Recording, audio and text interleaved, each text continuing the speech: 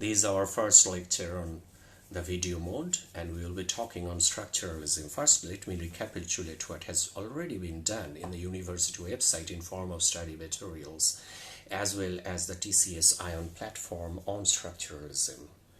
We have already seen that language is kind of a system, and the minimum constituent element of this system is called a sign. A sign is a mark of something in the real world. This mark is actually working in our thought, in our communication, in our utterances, in our writings, and in our readings. So it's some kind of a proxy for the real world. The real world is represented or constituted to our senses and communications with the help of these bricks or units called sign. A sign has two parts in it. The first part is a mark or an inscription or a phoneme or a sound or an utterance which actually announces the sign. For example, the sound cat or the spelling C-A-T that announces the mark of the sign called cat. And this mark generates some kind of expected meaning in the speaker, in the reader, in the listener. The sense of an animal which is four-legged and which meows and which is a kind of domestic animal, and this implied meaning, so to say, that the announcement or signifier implies is called signified. The relationship between the signifier and signified is entirely arbitrary in the sense that there is no natural, logical, or given connection or a priori conjunction between the sign's first part or the announcement part called signifier and the implied sense part or meaning part called signified. Had it been so, then a Japanese dog would have barked in the same language as a British dog, and বাংলায় বৃষ্টি পড়ে টাপুর টুপুর same বৃষ্টির জন্য অন্তত ধন্যাত্মক বা অনুকার অব্যয় or the onomatopoeia would have been the same in the British language. It would not rain pitter patter on a British roof while it rains tapur tupur on a Bengali roof. So you see that the sounds that we apply to announce the sign, these sounds or signifiers, do not have any necessary relationship or natural relationship with the sense. The sense of brishti has a different word in Japanese and a different word in Spanish from the Bengali word brishti. So we are calling the same image or meaning of reality, the same implication, the same signified, so to say, in different languages with different signifiers.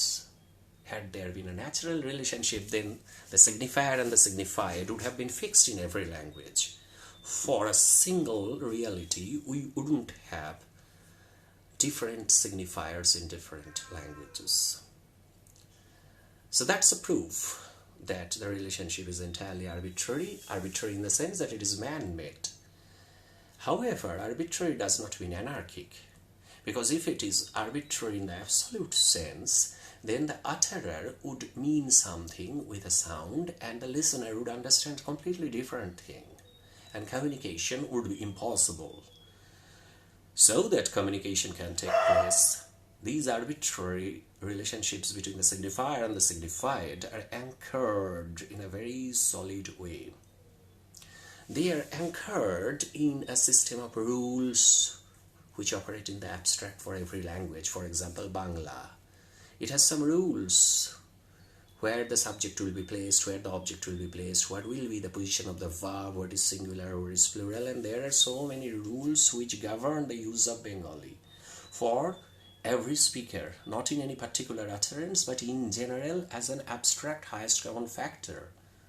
This is called langue, L-A-N-G-U-E, and the particular instance that we make at particular situations which are infinitely variable are called parole.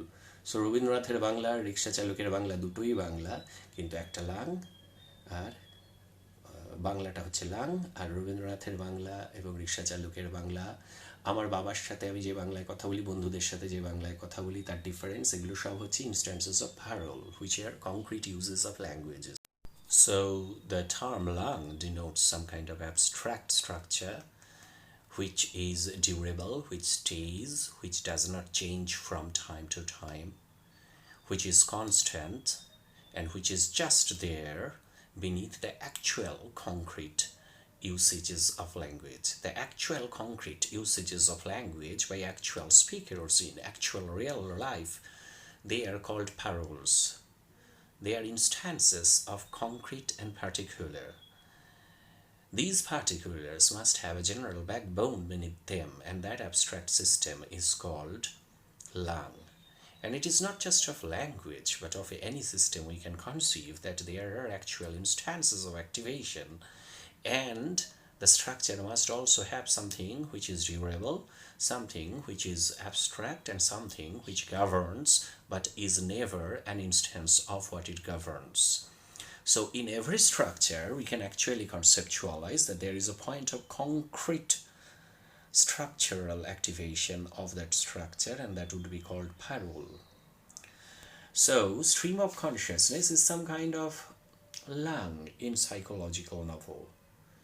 But Joyce's use of stream of consciousness in Ulysses, page number 27, let's say for example, is an instance, a parole of that langue called stream of consciousness, which differs from Virginia Woolf's use of stream of consciousness in, let's say, To the Lighthouse, page number 42, for example. So, you see that it is not only in language that we have rule-bound, grammatical, durable, steady, generalized, abstract structural analysis possible. Any structure can actually have an analysis of the general abstract and the particular concrete. The general abstract is invariant and the particular concrete is the variant, infinitely variable aspect of that same structure. For example, democracy, it's a structure and it has a certain set of abstract principles, but the democracy in, let's say, Germany and the democracy in America and the democracy in Russia and the democracy in India are radically different, although all of these are democracies. So democracy in general is the langue, and these instances of democracy in 1970s India, democracy in 1980s India, democracy in today's India, democracy in East Germany, democracy in West Germany, democracy in today's unified Germany. These are all different instances of parole of the same structure called democracy. We can also have another set of binary oppositions, not based on whether it's general and abstract or whether it is particular and concrete, but based on the time aspect of the structure. You see, we can say that let's analyze this room, and when we are analyzing this particular room, we can say that at present this room is not looking very tidy, although there are costly tiles visible, but there are also very dirty, dust-covered window panes visible. So we can see this room at present as a structure and analyze the structure of this room as a makeshift arrangement, because from the structure of this room it is very much prominent that it is a makeshift arrangement. On the other hand, we can also analyze the structure of this room, saying that Indians were primates like all other communities once upon a time, and they used to live on branches of trees and caves, and then they started making small cottages from wood. Then metallurgical inventions took place and people started making iron gates, and then the mortar and sand and cement masonry was invented, and then people started building big buildings. And then some refugees came from Bangladesh who got the lease of this land in this area, and then they sold to the promoters and developers who made apartments, and in such an apartment this particular room is situated now. So we can analyze this room at present, which was the first instance, or we can analyze it over time with its historical chain of succession. The instances, when we read a structure at the simultaneous moment, at the same time as a static structure. For example, this room now, এখন দেখে যেমনই হচ্ছে. That is also structural analysis, because we are analyzing the structure of this room to get the meaning of the text called this room. But that is called synchronic structure. We can also have an analysis of this room in terms of the development of human rooms through history, the development of rooms in this belt, the development of the residents and evolution and history of the demography in this belt, and then how this room was made and how it was changed from hand to hand. That would be called diachronic, because the word diachronic means dia, more than one, at least two, chronic, times, so more than one times. So if we are passing our judgment on this structure, our analysis or reading of this structure called this room over different periods or time cross sections, then that is diachronic. That actually deals with the chain of successions to get the meaning of this room or structure. Or we can focus on this moment and the thisness of the moment, the simultaneity of this moment is what allows me to go into what this room is as a structure now, and then we get another meaning of this room. And that is of the same structure, structuralist analysis, but that is synchronic, which means at the same time. We can also have another couple of binary oppositions called syntagmatic and paradigmatic. Say we utter a sentence like this, and that is our structure to be analyzed. I have a cat. Now, I cannot change the order of 1, 2, 3, 4 of these 4 signifiers used here. I must be there as the subject in the beginning. I cannot say have cat I. Then it would not be meaningful as a structure.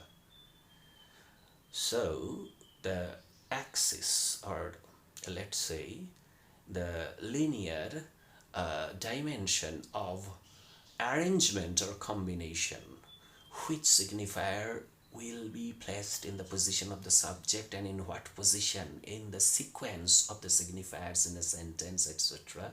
That sequential combinational arrangement based structure is called syntagmatic. And if we are analyzing the arrangement of the units in a structure, সে একটা বইতে কখন নায়ক প্রবেশ করছে, কখন villain প্রবেশ করছে, কখন নায়ক প্রথমবার মড়মড় হচ্ছে, কখন ভিলেন প্রথমবার মড়মড় হচ্ছে, এই অ্যারেঞ্জমেন্টটা যদি দিয়ে আমরা structural analysis of the text করি, then it will be called syntagmatic. On the other hand, if I say I have a cat, প্রত্যেকটা সিগনিফায়ার এর প্রত্যেক একটা আমরা কাল্পনিক কলাম ভাবতে পারি on the vertical axis or y axis, যাতে থেকে আমরা এই ওয়ার্ডগুলোকে সাবস্টিটিউট করতে পারি, which will change the meaning but it will still develop some meaning. যেমন পজিশন 1 এ কলাম 1 আই, সাবজেক্টের জায়গায় আই এর জায়গায় রাম শ্যাম যদু মধু যা কিছু বসানো যেত। ভার্ব have এর জায়গায় পেট, I pet a cat, I kill a cat, I love a cat, I hate a cat. Number 3, সেখানে আবার একটা কলাম হতে পারে I have a good cat, I have fat cat, I have the cat. cat number 4, সেখানেও আমরা আবার arrangement of the object বা কর্মকারক change না করে, সিনট্যাগমেটিক অর্ডার চেঞ্জ না করে, সেই পজিশনে একটা column or vertical domain or field বা ক্ষেত্র কল্পনা করে নিতে পারি. We can say that the cat can be replaced by the word horse, it can be replaced by the word car, it can be replaced by the word table fan. So I have a cat, আইটা change করে দিলাম Ram, হ্যাভটা change করে দিলাম kills, আটা change করে দিলাম the, ক্যাটটা change করে দিলাম এলিফ্যান্ট. দেখো সিনট্যাগম্যাটিক অর্ডারটা চেঞ্জ করলাম না, সাবজেক্ট 1 ছিল, ভার্ব 2 ছিল, মডিফায়ার আর্টিকেল 3 ছিল, অবজেক্ট 4 ছিল. We have not damaged the syntagmatic order, but what we have changed is our substitutional choices or selections in the vertical axis, and the sentence is still meaningful. So while we cannot change the order of arrangement or the linear axis of combination of signifiers, subject, then verb number 2, then modifier, then object. We can definitely change which signifier will take place of the subject, which signifier will take place of the verb. We cannot change the place or arrangement. Syntagmatic order is fixed order. Any given structure has a given arrangement, fixed. But what it evokes is the possibility of infinite number of choices of associations or substitutions possible in the vertical axis. এক নম্বর পজিশনে I এর জায়গায় the king বসানো যেত এবং 4 নম্বর পজিশনে কর্মকারক বা অবজেক্টে ক্যাটের জায়গায় এলিফ্যান্ট বসানো যেত। কিন্তু কখনোই 4 নম্বর পজিশনটা 1 এ আনা যেত না, 1 নম্বর পজিশনটা 4 এ আনা যেত না। X Axis if we imagine to be the horizontal axis, in x-axis we have a linear succession or chain or a combination or arrangement or permutation, fixed chain of the signifiers of a structure, and that is the syntagmatic axis. The other axis, which is vertical, which is a possibility of associations and choices from substitutions possible within the same class, that is entirely conceptual possibility, that is called paradigmatic analysis of the same text. So when the author is saying I stopped time, then I is the subject, stopped is the verb, and time is the object. That is the syntagmatic order, and we are sensing some kind of humanism in this utterance, in the syntagmatic analysis of the structure of the sentence of a text called I stopped time. But on the other hand, I stopped time, this word I can be replaced by WH, this word can be replaced by Shakespeare, this word can be stopped by King, this word can be substituted by Sisyphus, this word can be substituted by Sartre. Stopped, this word can also be substituted by fear. And time, this word can be substituted by the word death or birth. So Shakespeare instead of I বসাও। Number 2, stopped, feared, verb change করো। time, death, object change করো। subject, verb, object, syntagmatic arrangement একই থাকলো, syntagmatic order fixed, but we are getting an entirely different discourse or conceptual dimension from the text. That maybe when the author is saying I stopped time, he is also acknowledging that Shakespeare feared death. That is paradigmatic axis because it is naming a paradigm or domain or field. This is the most difficult binary opposition in the structuralist tools, so let me once more tell in a very, very lucid way. In any structure, if we are trying to make an analysis, we can analyze the fixed given order of how the units of that structure are arranged. That is called syntagmatic analysis. Or we can think about the associations and substitutions possible without hampering that syntagmatic order, but in the conceptual dimension. That kind of analysis is called paradigmatic analysis.